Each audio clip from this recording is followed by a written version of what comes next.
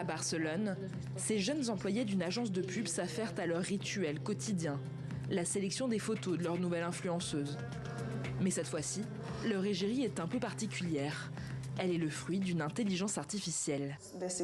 On s'est dit que nous n'étions pas obligés de dépendre d'une personne réelle, mais qu'à la place, nous pouvions créer la nôtre. Et c'est comme ça que nous avons créé Aitana, qui jusqu'à maintenant déchire tout. Selon l'agence, le recours à des influenceurs virtuels n'a que des avantages. Cela permet de débrider sa créativité, mais aussi de réduire les frais. Une publication d'Aitana sur les réseaux sociaux coûte 1 000 € à l'agence. Pour une influenceuse en chair et en os, cela peut aller jusqu'à 12 000.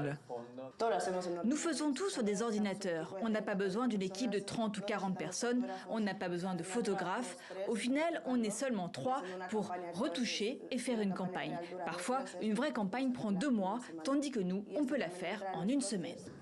Remplacer les créateurs de contenu par leurs alter-ego virtuels, l'idée a de quoi séduire. La plus connue, c'est Lil Miquela, qui cumule près de 2,5 millions d'abonnés sur Instagram depuis qu'une agence californienne lui a donné naissance en 2016.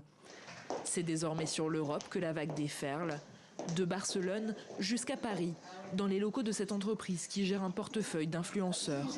Parmi eux, une nouvelle venue tout en pixels a fait son arrivée.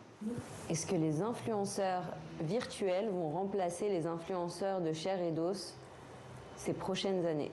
Les influenceurs virtuels ont gagné en popularité ces dernières années et certains d'entre eux ont une base de fans importante.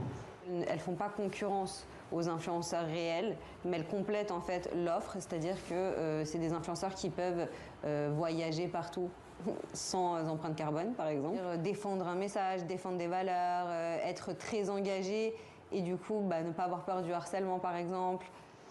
Pour fonctionner correctement, la pratique devra néanmoins rester encadrée.